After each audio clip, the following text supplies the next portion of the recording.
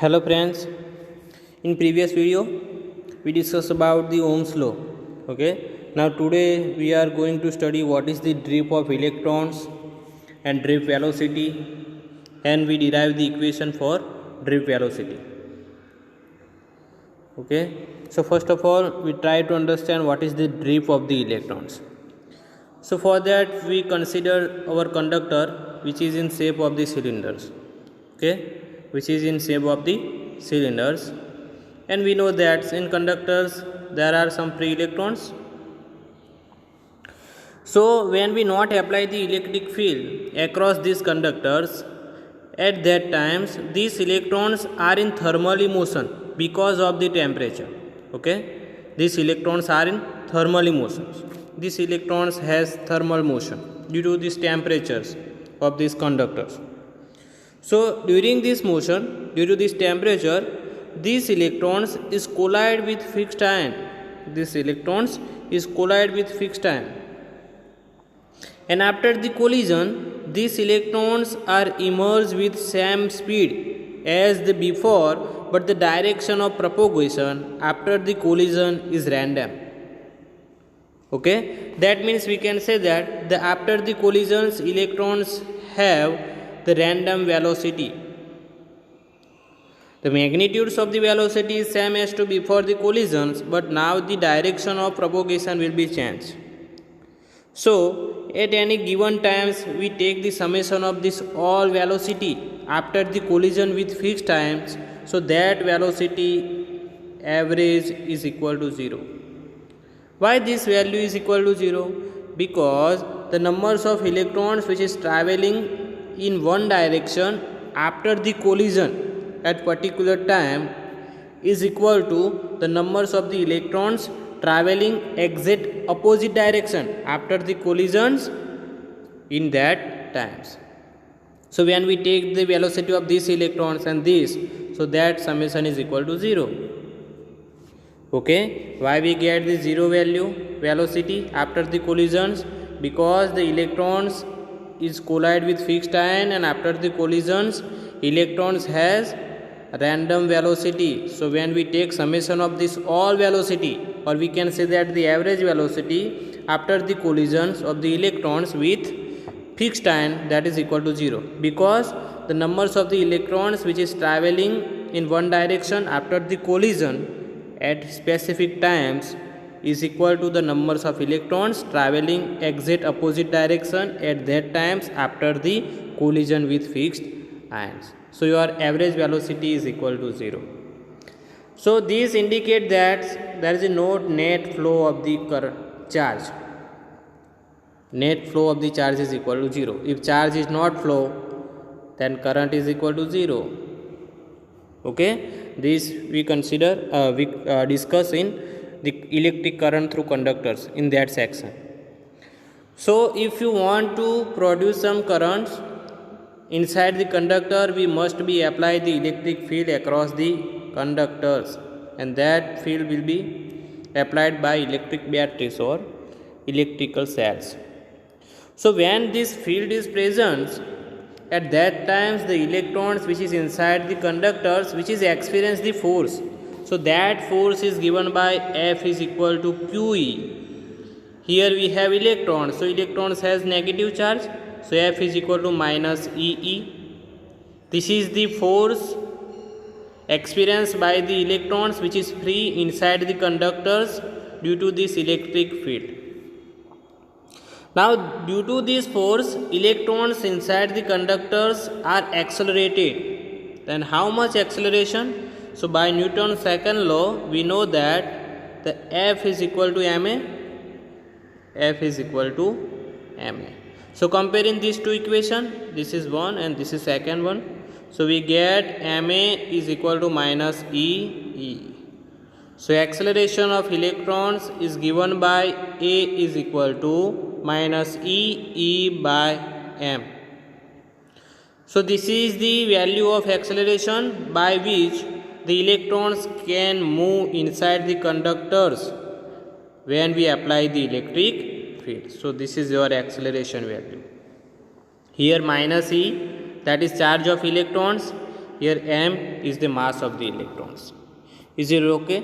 Now, due to these electric fields, the total summation of average velocity is not equal to 0 because electrons are slightly accelerated. We can say that electrons slightly drift their direction of propagation. That figure is given in your textbook. That is, here you can see the solid line or full line gives the motion of electrons after the successive collisions between fixed ion and reach from point A to B.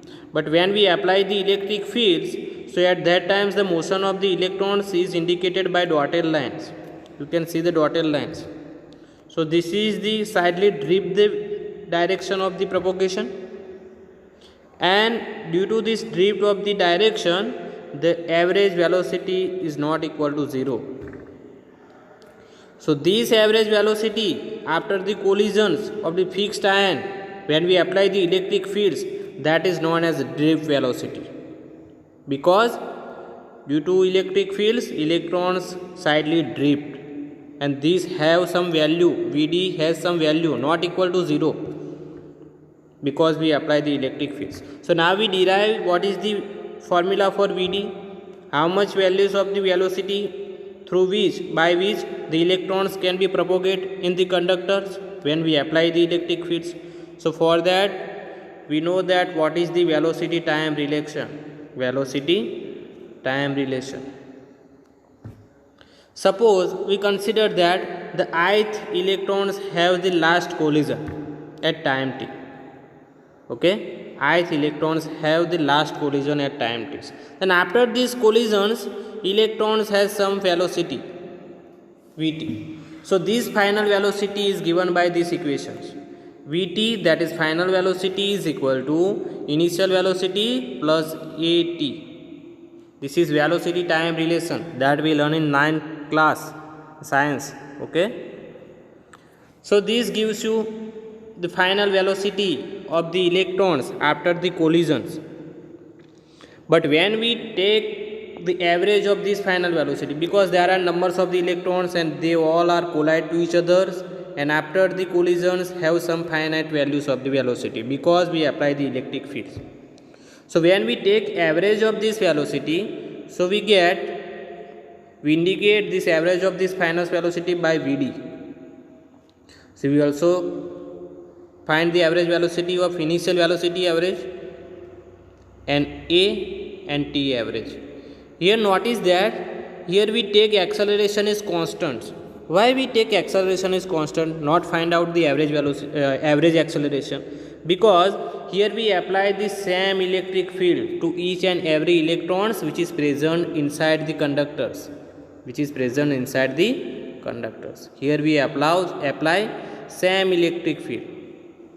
Okay, because of that we consider the acceleration is constant, because the value of electric field by which the electrons can be accelerated is equal. And here we take the time, that is we take average. So why we take average time? Because the time between successive collisions are not fixed. These times gives you the time between two successive collisions. So this time is not fixed. Why? Because after the collisions electrons has random velocity. That means they can be travel more time before the next collisions, or it may be collide with next ion in very few times. That means in short this time is not fixed. Because of that we take the average value, and this average value is known as relaxation time. What is known as the relaxation time? So this relaxation time is indicated by tau, and this is the time interval between the successive collision. This name indicate what is the relaxation. So for this time electrons can be relaxed between two collisions. Suppose electrons it's experience here collisions, then after the traveling some distance then they can be collide with fixed ion. So this time taken by electrons, that is known as relaxation times. In between these collisions electrons can be relaxed. Is it okay? So now we have the equation that is given by Vd our average velocity, final average velocity, our initial velocity average, plus we take constant acceleration because value of the electric fields we have applied, that is constants, and we take the average time, that is tau. Now we know that the average initial velocity is equal to 0 because the all electrons which is travel in random direction after the collisions where we not apply the electric fields. So we get Vd is equal to 80. Now we have the values of 80. What is the value of 80? That is we have to find out. That is we have find this one. So put these values. So we get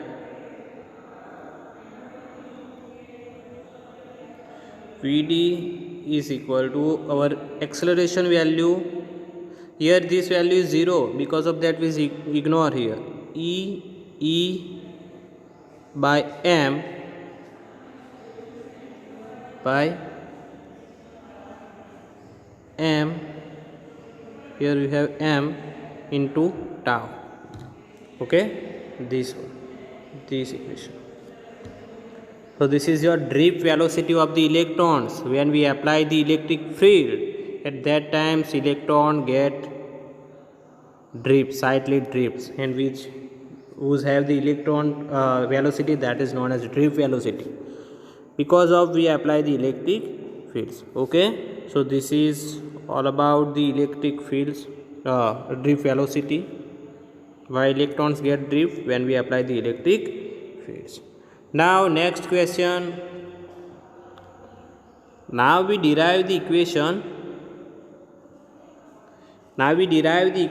or relationship between drift velocity and current density.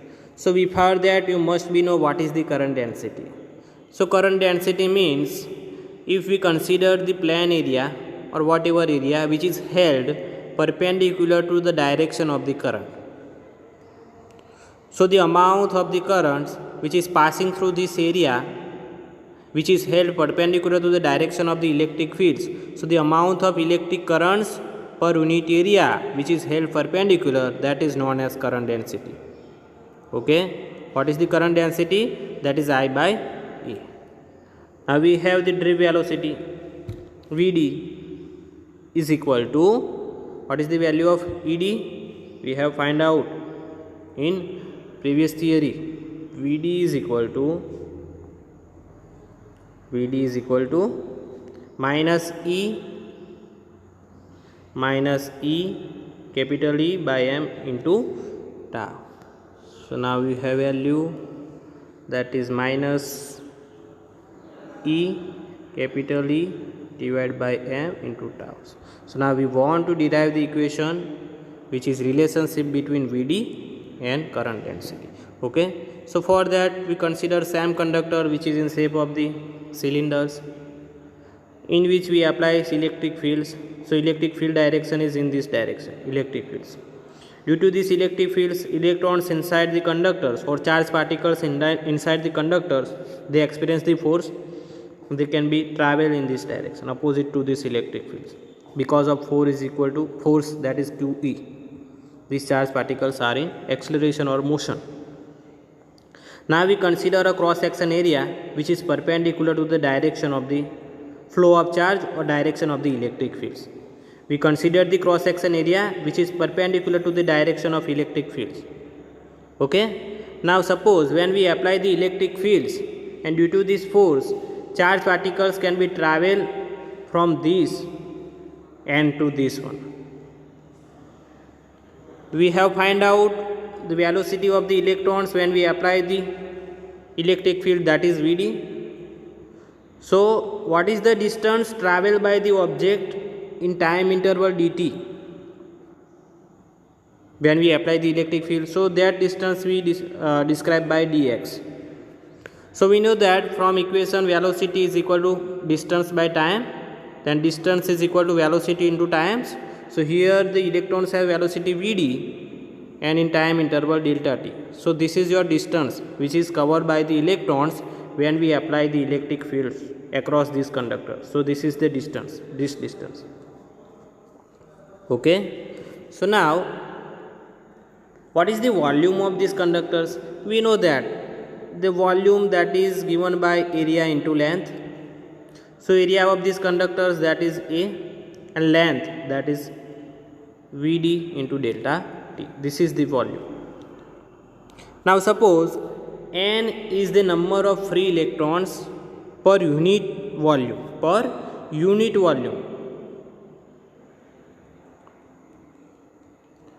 One unit volume has n numbers of the free electrons.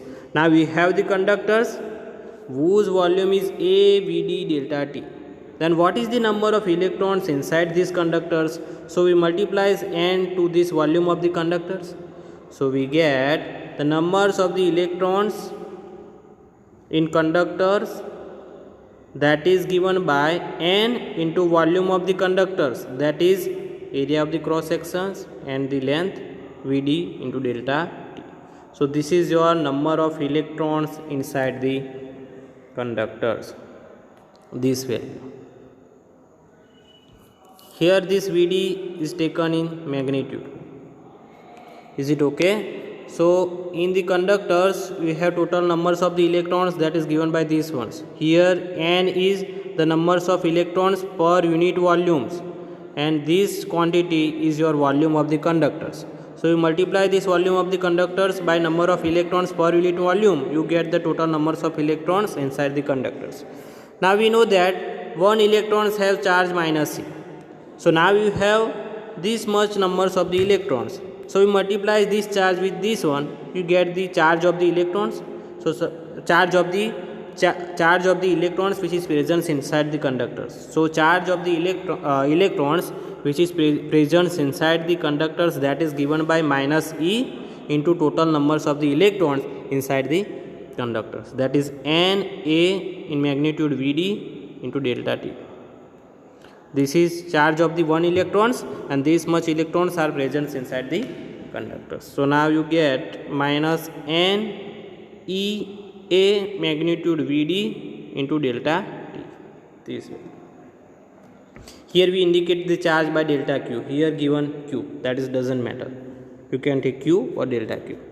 So this is the number of charge, or this is the amount of charge which can be flow across the cross section area A inside the conductors. Is it okay?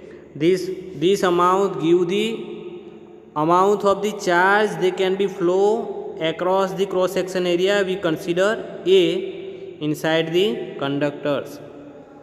Is it okay? Here we have considered the conductor in cylindrical forms. So these inside these conductors across the cross section area, how much charge can be flow? Delta Q is equal to minus E and total numbers of the electrons, that is N A Vd into delta. You can remember like this. This is your length, this is area. So gives the volume, per volume number of electrons N. So in conductors, this is number of electrons, and one electron has charge minus E. So this much electrons have charge, multiply by minus E. So this is one charge which can be flow across these conductors in the conductor, across this cross section area in the conductors. Now we want to derive the equation between current density and Vd. So now you have charge, so you can easily find out the currents. First of all, if you want to derive the equation of current density, so current density, that is I by A. So we can derive first of all I. So for that, now we have equation, that is delta Q is equal to minus NAE Vd by delta T. This flow of the charge is opposite direction to electric fields. Okay, why? Because when we apply the electric fields, so charge particles experience force in this direction. Here direction of the electric fields is this one. So same amount of charge can be flow in direction along the electric fields, but that will be the plus magnitude of this one we have find. When we take plus, so this gives the charge, amount of the charge they can be flow along the electric field.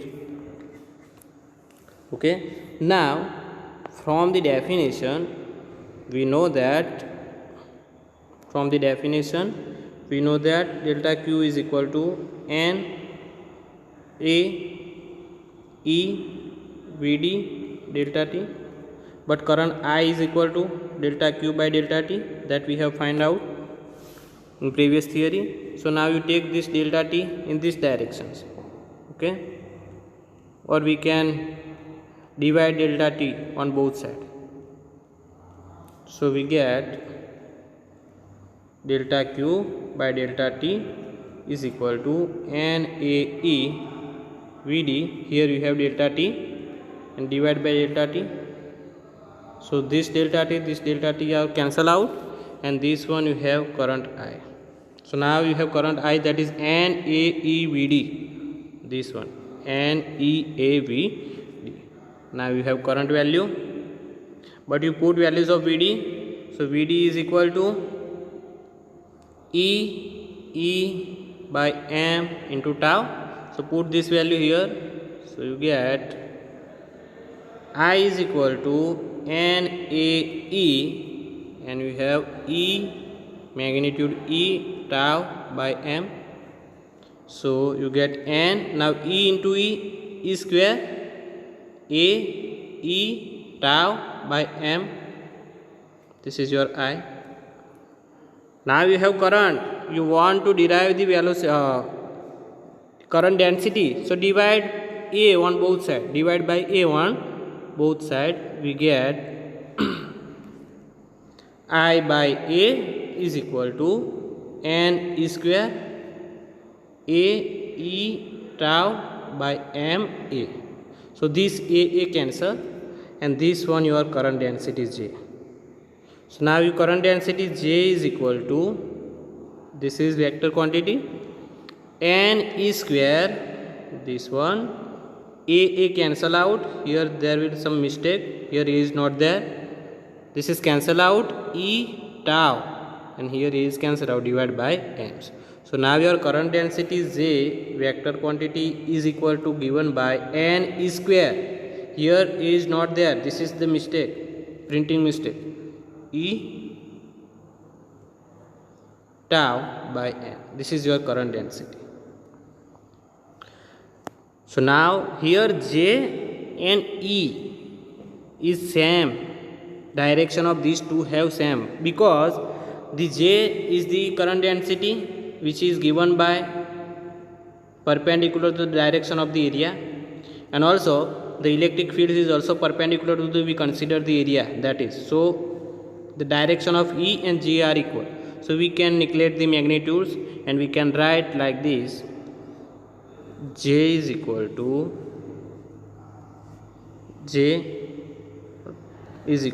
N E square by M tau into E. We rearrange some terms.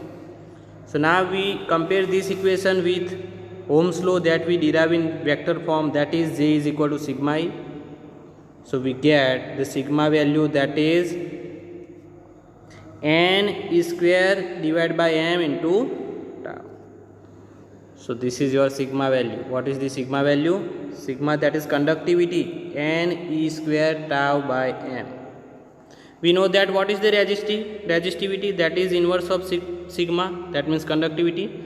So resistivity value, that is M by N E square by tau. This is your resistivity, and here you have conductivity. Here notice that the numbers of electrons, that is fixed, charge of the electron, that also fixed, the mass of the electrons, that also fixed. Here conductivity is dependent on only the time of the relaxations from this one. Similarly here, this conductivity and relaxation time are indirectly proportional, but here you can also find out mass of the electron fixed, charge of the electron fixed, and numbers of the electrons. When we consider one conductors, their electrons, number of the electrons are also fixed. So this resistivity is dependent on the relaxation time, but here the resistivity is inversely proportional to the relaxation time. Okay, so we notice here that from this one, sigma, that is you have n square by tau into tau divided by m, and resistivity this one.